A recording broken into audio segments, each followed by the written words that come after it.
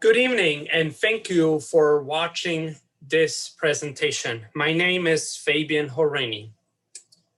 According to the World Bank, the US has a 30.4% lower gross national income per capita than Switzerland, where Switzerland has only 2.6% of the overall US population, according to Swiss and US census.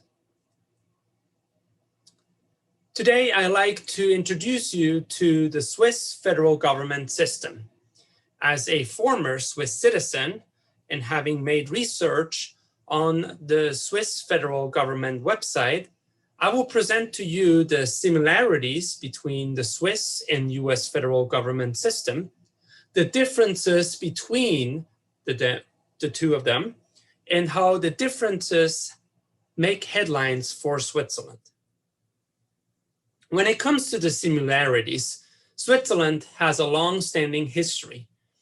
It starts in 1291, where three individual countries swore allegiance to each other to support and defend. This group of independent countries grew to 25. And then in 1848, they founded Switzerland as Confederation Helvetica, as we know it today. In 1991, an additional canton was added to the federation. The capital is in Bern, in the canton of Bern, where as well the parliament building is. In parliament, we have two chambers. The House of Representatives, which is the Nationalrat, or National Council, that has 200 members, which has 6 different parties that are represented.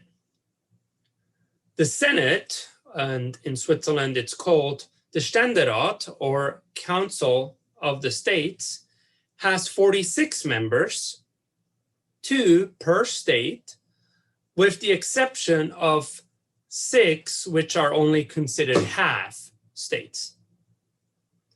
In this chamber, we only have 5 different parties represented. Now, when it comes to the differences, the most significant one is that Switzerland does not have 1 president, but 7, the Federal Council or Bundesrat. Each president is a department head, and the head of the Federal Council changes out every year.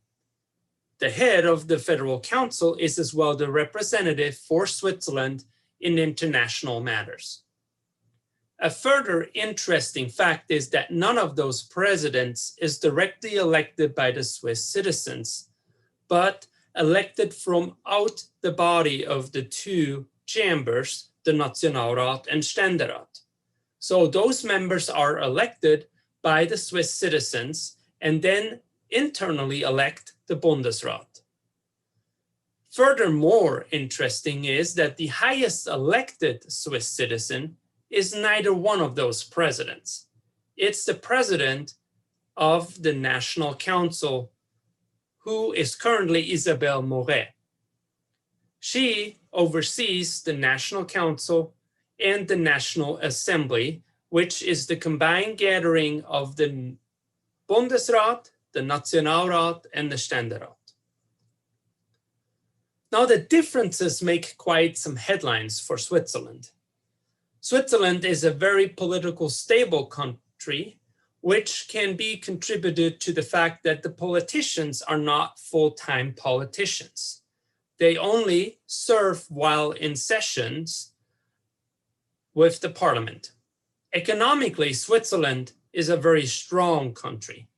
As I stated in the beginning, it does have a very high gross national income per capita.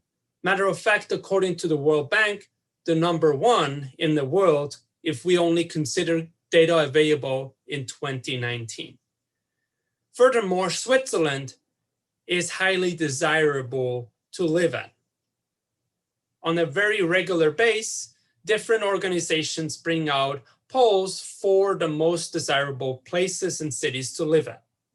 In 2019, the Deutsche Bank published such a survey, which was published by CNBC, which put Zurich on the first place. Today, I presented to you the similarities and the differences between the Swiss and US federal government system and how those differences make headlines for Switzerland. I greatly appreciate you watching this video. Thank you. Danke vielmals. Merci. Grazie. Grazie.